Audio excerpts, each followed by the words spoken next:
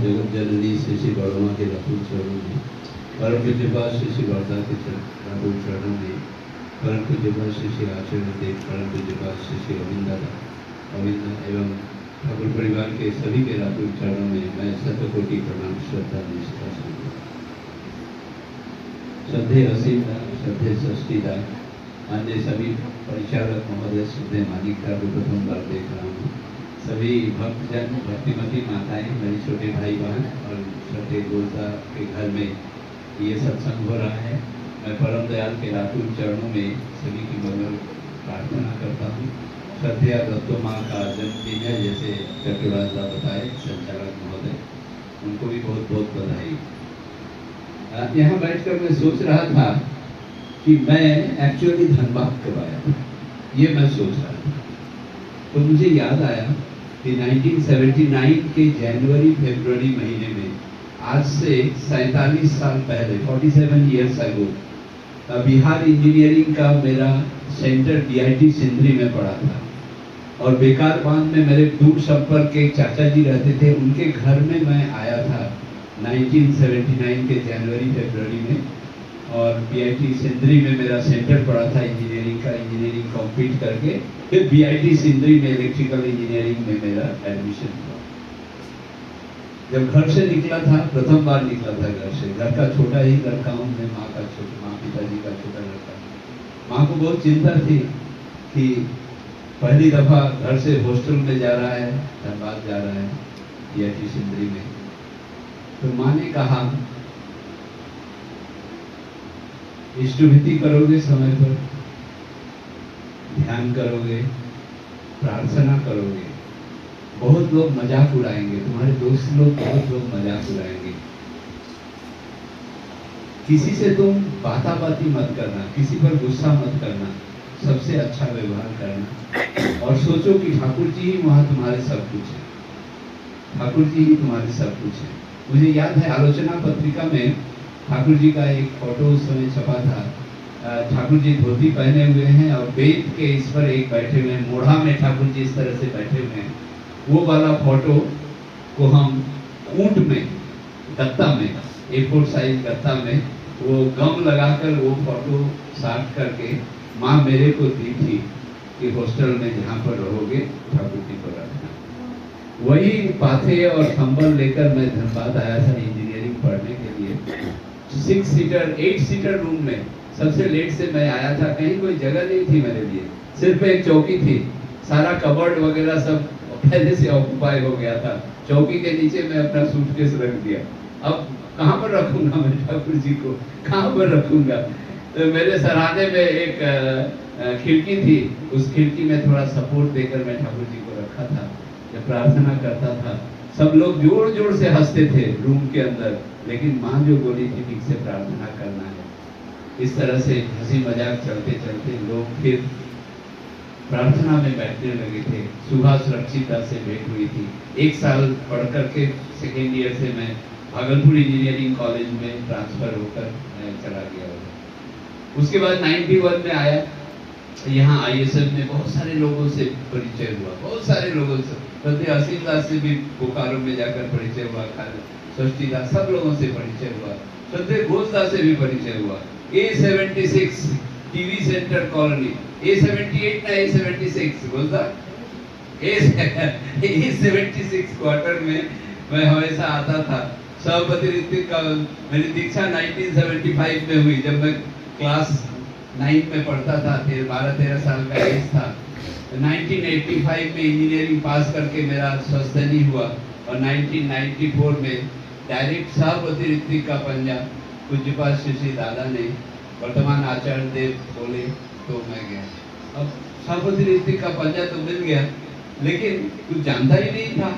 मैं वर्तमान आचार्य देव को बोला कि इतना बड़ा, उससे पहले उन्होंने कहा था कि मानसदा सितंबर में आइएगा। गया, बोले मानसदा कल सुबह में धोती कुर्ता पहनकर स्नान करके बिना कुछ खाए पिए आप पिता बाबा से मिल लीजिएगा। तो मेरे को थोड़ा डाउट हुआ, कहीं कुछ आशीर्वाद वगैरह तो नहीं है। इससे पहले ऋतिक दा लोग बोलते थे 10 साल हो गया है स्वस्थनी का, रिकमेंडेशन करना है, फैमिली कोर्ट बोलो। मैं 200 मीटर भाग जाता था, देता नहीं था। मैं हाथ जोड़कर बोला, आप जो आशीर्वाद देना चाहते हैं उसके लिए मैं लायक नहीं हूँ दादा।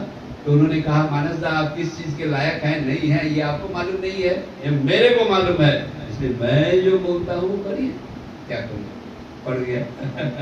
दूसरे दिन कुछ बाद दादा सभापति ऋतिक का पांजा दिए, पवित्र पांजा। मैं फिर आचार्य देव, वर्तमान आचार्य देव के पास में गया, जहाँ पर फिलॉन्थ्रोपी ऑफिस के राइट साइड में, जहाँ पर अभी मुझे जी सिपाहीदा बैठते हैं, वहाँ पर बेंच पर बैठे थे। मैंने कहा कि थोड़ा उपदेश दीजिए मेरे को, गाना बजाना भी नहीं आता है, ठाकुर जी के बारे में जानकारी भी नहीं है, कैसे लोगों से बात करूंगा। तब वर्तमान आचार्य देव बोले, मानस दाम, ठाकुर जी की सारी चीजें उनके पुस्तकों में हैं, आप अध्ययन करिएगा, सारी चीजें उसमें लिखी है। कुशल कौशली चलन से चलिएगा, कुशल कौशली चलन से चलिएगा, सभी से अच्छा व्यवहार करिएगा, सभी से अच्छा व्यवहार करिएगा और ठाकुर जी की बातें बोलिएगा। आदमी आपको घेर लेंगे, आपको गाना सीखने की जरूरत नहीं है, ऐसे ही आदमी आपको घेर लेंगे। ये मालिक के श्रीमुख से निकले हुए सब। फिर धनबाद में आया, धनबाद में बहुत सारी दीक्षा हुई। तो देख घोषदा के अंदर में देखा, आज जो सत्यानुसरण में ये वाणी पाठ हुआ, तुम जिसमें अपना जीवन दान करोगे, बलिदान करोगे, वैसा ही जीवन पाओगे। जो प्रेम के लिए अपना जीवन दान करता है वो प्रेम का ही जीवन पाता है। तो श्रद्धेय घोषदा बहुत ही प्रेमी व्यक्ति है, ये देखकर ही पता चल रहा है। हाँ? दीक्षा लेने के लिए ले जाते थे, बैठा देते थे एक जगह, और बाहर जाकर घोषदा इस तरह से याजन करते थे, नए नए लोगों को भी वो मजबूर हो जाता था दीक्षा लेने के लिए और आकर बैठता था। ये उनके अंदर में अंतर्निहित ये है, उनका एक ही वाक्य है, देखिए मैं और कुछ नहीं जानता हूँ, मैं और कुछ, उनका जो जिस्ट है याजन का, मैंने जो कंक्लूजन निकाला वो है, मैं कुछ नहीं जानता हूँ जीवन में, मैं ठाकुर जी को सिर्फ जानता हूँ, और जो कुछ मेरे जीवन में हुआ है ठाकुर जी की दया से हुआ है, ठाकुर जी की दया से मेरे जीवन में हुआ है। ये उनकी अनुभूति है, हृदय की अनुभूति है। वो अपने हृदय की इस अनुभूति को जब इस तरह से वो बोलते हैं तो लोग प्रभावित होते हैं, लोग प्रभावित होते हैं। इस बार 12 जुलाई को और बहुत सारे जगहों में, कहाँ सुबिया डी, कहाँ झारू डी, श्रद्धेय तपलता, और किनका किनका मैं नाम बोलूं, श्यामा मुखर्जी का थे, ऋतिक दा मेरे को बहुत प्यार करते थे, मेरा नाम वो रखे थे मिष्टी मानुस। उस समय मेरा कोई पवित्र पंजा नहीं हुआ था, 91 में जब एमटेक करने आया था, मेरे को मिष्टी मानुस बोलते थे। और जैसे अभी परिचालक महोदय बैठे, उस समय जब मीटिंग चलता था तो पहले से मेरे को बता देते थे मीटिंग में ये एजेंडा है, ये एजेंडा में कुछ लोग इसके अगेंस्ट में बोलेंगे, बाद में तुम उसको समराइज करके ठीक ठीक से बोल देना, ये तुम ही कर सकते हो। इतना बड़ा दायित्व तो वो इतना सीनियर ऋतिक का होकर प्रेम पूर्वक मेरे को दिए थे। जो भी है ये ठाकुर का जगत है, ये प्रेम का जगत है, ये प्रेम का जगत है, बिल्कुल ही प्रेम का जगत है, इसके अलावा और कुछ भी नहीं है। हम ठाकुर से जितना प्रेम करेंगे, जितना ज्यादा हम प्रेम करते हैं, लोग भी हमसे प्रेम करते हैं। हाँ? एक दादा आए, वो आसाम में बहुत सारे मिलिटेंट को दीक्षा दिए थे, वो पकड़ लिए गए थे, वो जंगल में गए, पकड़ लिए, ये पुलिस का सिपाही है, अंदर गए। अब ऋतिक को क्या चाहिए, ऋतिक को तो आदमी चाहिए, चाहे जिस तरह का भी आदमी मिले। वो लोग रखा, बाद में सोचा ये आदमी बड़ा सुंदर आदमी है, ठीक ठाक आदमी है, पुलिस का सिपाही नहीं है। वो लोग सब दीक्षा लिया, और दीक्षा तो ले लिए, चलो ठाकुर जी के पास, ठाकुर जी को प्रणाम करने। सब अपना बंदूक पिस्तौल छोटा ये करके सब एक्सट्रीमिस्ट लोग आसाम से आया, जंगल से, ठाकुर जी को प्रणाम किया, और ठाकुर जी को प्रणाम करके फिर ऋतिक दा को भी प्रणाम कर दिया। हम ही तो उधर गुरु, हमाके प्रणाम कर लो, তোমাকেও প্রণাম করলো যে? বললো ঠাকুর, যখন হাতির পিঠের উপরে রাজা থাকে তখন লোকেরা রাজাকে প্রণাম করে, তারপরে হাতিকেও প্রণাম করে। তখন লোকেরা রাজাকেও প্রণাম করে আর হাতিকেও প্রণাम करे। कहने का उद्देश्य, हमारे माथा पर जब हमारे ठाकुर जी रहेंगे, कोई मान सम्मान यश प्राप्ति की कोई आशा नहीं है। उस दिन पूज्यपाद श्री दादा कह रहे थे छत्तीसगढ़ और मध्य प्रदेश का सेंट्रल इंडिया आनंद बाजार उत्सव में हम लोग 1700 लोग गए थे। छत्तीसगढ़ में मैं अभी हूँ, बिलासपुर में। छत्तीसगढ़ से 1200-1300 लोग और 400-450 लोग मध्य प्रदेश से गए थे। उसके बाद आचार्य देव बोल रहे हैं, आप लोग क्या समझते हैं, आप लोग ऋत्विक हैं, दौड़ करके एकदम आगे बैठ जाइएगा कि हम ऋत्विक हैं, हम ये है वो है। अरे सुनिए, जब कोई आपको नहीं जानता है, जब आप धोती कुर्ता पहनकर एक साधारण आदमी के साथ बैठकर चाय पिएंगे तो कौन जानता है आप क्या हैं, आप क्या हैं, आप ऋत्विक है कि नहीं है। इसलिए सुनिए, ठाकुर जी को सिर्फ आसन तक सीमित मत रखिए। अपने आज सबके लिए वो बोले, ठाकुर जी को सिर्फ आसन तक सीमित मत रखिए, अपने आचरण में ठाकुर जी को लाइए। अपने आचरण में ठाकुर जी को लाइए। आप जब बाजार में सब्जी खरीदने के लिए जाते हैं तो आप, ये पूज्यपाद श्री आचार्य देव बोल रहे हैं, आप जब बाजार में सब्जी खरीदने के लिए जाते हैं, आप सोचिए कि ठाकुर बाजार में सब्जी खरीदने के लिए जा रहे हैं। ठाकुर बाजार में सब्जी खरीदने के लिए जा रहे हैं। उस समय ठाकुर जी क्या आचरण करते थे? ए रिक्शा इधर आओ, ए रिक्शा इधर आओ। नो नो, ये होता नहीं है। सबसे प्रेमपूर्वक ठाकुर से बात करें। उसके बाद बोले, हम लोगों के अंदर में एक टेंडेंसी है, नॉर्मल टेंडेंसी है, लोगों की हम खूब आलोचना करते हैं। इसकी आलोचना, उसकी आलोचना, उसकी बुराई खूब करते हैं। बहुत मजेदार उदाहरण मुझे पास इसी आचार्य देव दिए। एक जगह में दो पंडित रहते थे। पंडित मतलब ज्ञानी व्यक्ति, दोनों बहुत ज्ञानी व्यक्ति थे, ज्ञान का अहंकार था। एक ज्ञानी व्यक्ति दूसरे को बोलता था, अरे वो क्या जानता है, वो तो भैंस है, वो कुछ नहीं जानता है। और दूसरा आदमी पहले आदमी को बोलता था, अरे वो क्या जानता है, वो तो गधा है, वो तो गधा है। ये उसको भैंस बोलता है दूसरे लोगों के बीच में, और वो उसको गधा बोलता है। एक व्यक्ति था, वो सोचा कि भाई कैसा पंडित है, कैसा ज्ञानी है, किसी का सम्मान नहीं करता है। एक दिन एक के पास गया, आप बहुत ज्ञानी हैं, इतना बड़ा समाज में आपका इतना सुनाम है, आप मेरे यहाँ पर दोपहर का खाना खाने के लिए आइएगा। हमको ज्ञानी कह रहा है, इतना मेरा प्रशंसक है, हाँ जरूर जाऊंगा। कितने बजे जाना है? इतने बजे आइएगा। दूसरे ज्ञानी के पास गया, आप इतना बड़ा ज्ञानी है, आपका सादर निमंत्रण है, आमंत्रण है, आप मेरे यहाँ खाना खाने के लिए आइएगा। दोनों सज धज कर सेंटून मार करके उसके यहाँ पर एक तरफ चेयर पे वो बैठा है, एक ज्ञानी, दूसरा ज्ञानी इधर है, बीच में टेबल है, प्रतीक्षा कर रहा है, भूख लगी है, प्रतीक्षा कर रहा है कि कब खाना आएगा। एक बड़ा सा एक तरह झूड़ी में, टोकरी में घास और भूसा लाकर रख दिया आदमी। ये आचार्य देव कहानी सुना रहे, घास और भूसा। बोला, अरे तुम क्या हमको खाना पर बुलाए हो और घास भूसा? बोला, क्यों? आप उनको भैंस बोलते हैं और वो आपको गधा बोलते हैं, तो आप लोग क्या खाइएगा? आप लोग को हम क्या खिलाए, ये तो बोलिए। जब आप लोग गधा और भैंस हैं तो यही तो आपका खाना है।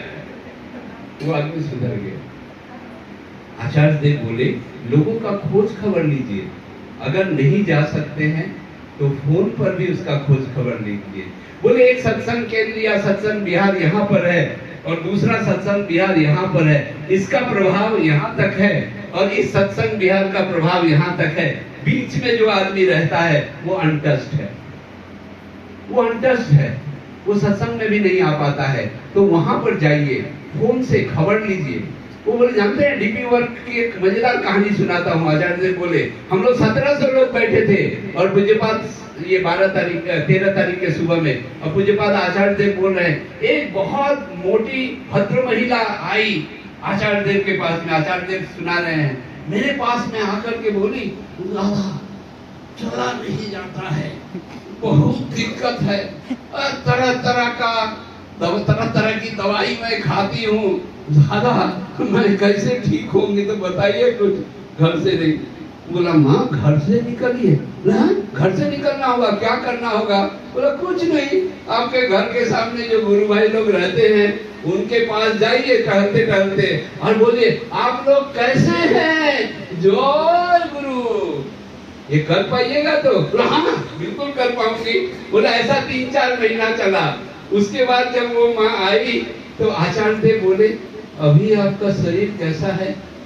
वो एकदम बोली आचार्य देव बोल रहे लगता है कि कोई मंगल ग्रह का उनको हम क्वेश्चन पूछ रहे हैं, उनको मालूम ही नहीं है कि उनका शरीर अब बिल्कुल अच्छा हो गया है। आचार्य देव बोले WHO वर्ल्ड हेल्थ ऑर्गेनाइजेशन में पहले होता था कि शरीर स्वस्थ है, शरीर स्वस्थ है तो आदमी अपने को हेल्दी समझता था, लेकिन वर्ल्ड हेल्थ ऑर्गेनाइजेशन में आचार्य देव बोल रहे हैं रिपोर्ट है शरीर के साथ मन को भी स्वस्थ होना जरूरी है, और मन के साथ साथ हमारा आध्यात्मिक संस्कार भी ठीक होना चाहिए। जब हमारा शरीर ठीक है, मन ठीक है और अंदर में ठाकुर जी विराजमान है तो फिर मेरा हेल्थ। बोले 86 साल का एक आदमी जो 10 दिन के बाद जिसकी मृत्यु हो सकती है हॉस्पिटल में एडमिट हो गया। हॉस्पिटल में एडमिट होकर वो डॉक्टर साहब और नर्स को जो ट्रीटमेंट के लिए आए उनको याचन कर रहा है, उनको ठाकुर जी के बारे में बता रहा है।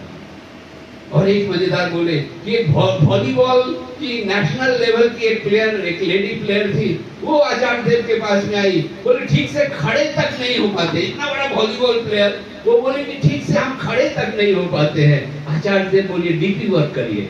आचार्य देव बोले डीपी वर्क करिए। उसके कुछ महीने के बाद में आई, चल चल करके वो आई। बोली दादा बहुत स्वस्थ है।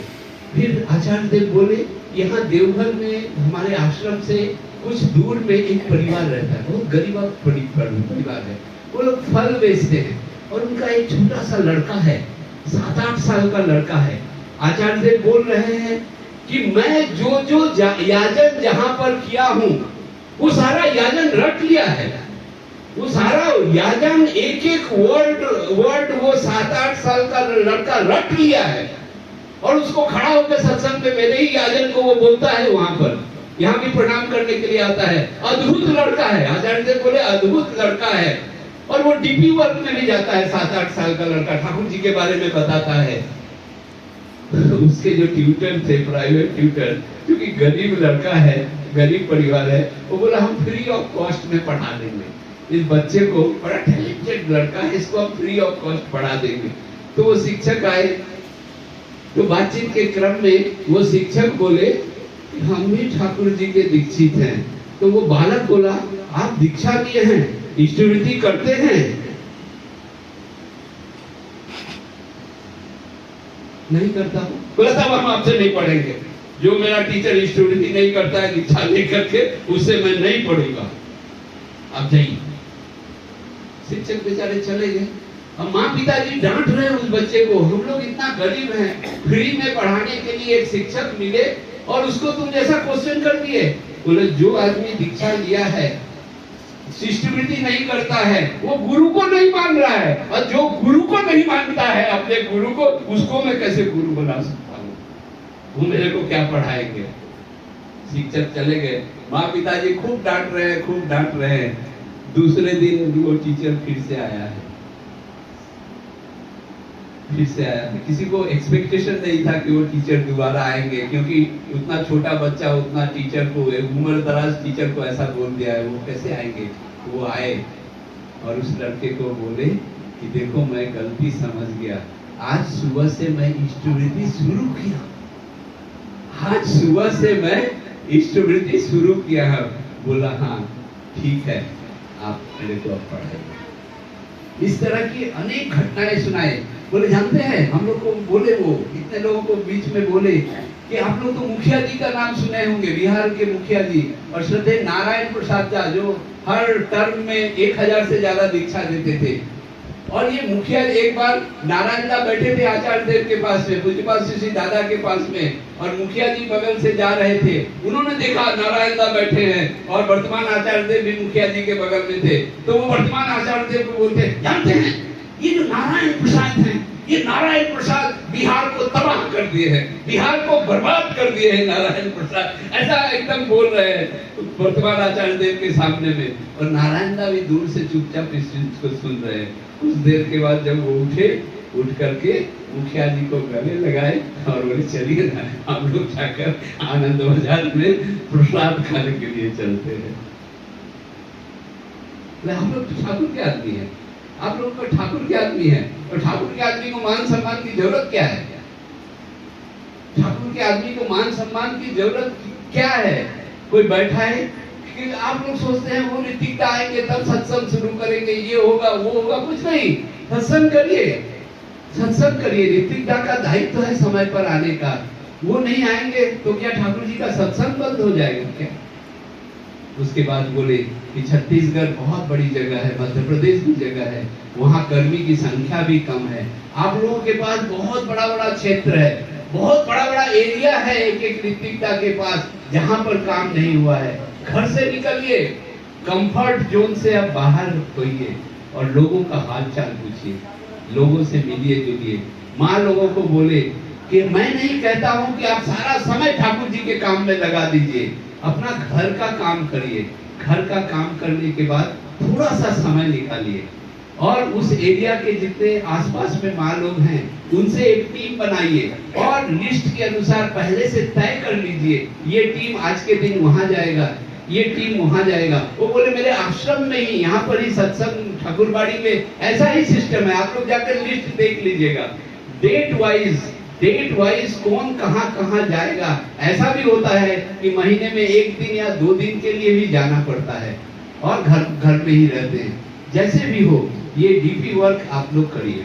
पूजनीय अविंदा भी 1700 लोगों को एड्रेस किए और उन्होंने 2 चीजों पर विशेष जोर दिया। उन्होंने कहा कि सत्संग बिहार में 62 फैमिलीज का लिस्ट, 60 या 62 फैमिलीज का लिस्ट आप लोग रखिए। क्या ठाकुरबाड़ी में केंद्र में आप 1 दिन के लिए भी सत्संग बिहार में, 1 प्रहर के लिए भी सत्संग बिहार में आप प्रार्थना करने के लिए आप लोग नहीं जा सकते हैं क्या? लोगों को उद्बुद्ध करिए जिससे वो सत्संग बिहार में आए और प्रार्थना करें। प्रत्येक व्यक्ति और हर महीने उस लिस्ट को धीरे धीरे बढ़ाइए। आप लोगों को सत्संग बिहार में जाना जरूरी है, सत्संग बिहार में आप लोगों को जाना जरूरी है। उसके साथ साथ बोले मेरी बहुत इच्छा है कि आप लोग सब लोग हारमोनियम सीखिए, आप लोग सब लोग हारमोनियम सीखिए। उनके साथ यंग लोग थे, वो बोले ये यंग लोग आपको ट्रेनिंग देंगे। बड़ा बड़ा स्क्रीन था, उस स्क्रीन में हारमोनियम का फोटो दिखाई पड़ रहा था। वो बोलकर वो चले गए, हारमोनियम का फोटो दिखाकर कौन सा रीड कैसे प्रेस करना है, सुबह की प्रार्थना, शाम की प्रार्थना, जय राधे राधे में उसका प्रैक्टिकल डिमॉन्स्ट्रेशन हुआ और उसके बाद बोला गया व्हाट्सएप में ये आपको दे दिया जाएगा। यानी जो ठाकुर परिवार है, जो हमारे वर्तमान आचार्य देव हैं, वो इतना हंस कर 1 घंटा तक बोले। उनकी सारी बातें हम लोगों के हृदय में प्रवेश कर गई है। वो सबसे बहुत प्रेम करते हैं। वो चाहते हैं हम लोग ठाकुर जी को हम बोलते हैं अर्थ के पीछे हम भाग रहे हैं। वो बोले अर्थ का मतलब समझते हैं? अर्थ का मतलब होता है प्रार्थना। अर्थ से निकला है प्रार्थना।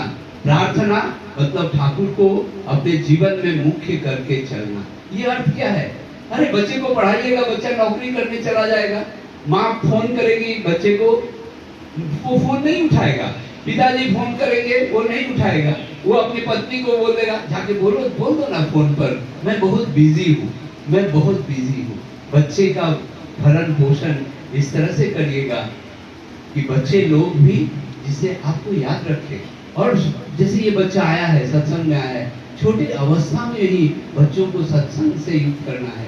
और आप लोग जो ओरिजिनल है वही ओरिजिनल रहिएगा। बाहर में तो खूब धोती कुर्ता मार कर फटाफट निकलते हैं, लेकिन घर पर समय पर प्रार्थना ही नहीं करते हैं, प्रार्थना ही नहीं करते हैं। तो बच्चा क्या सोचेगा?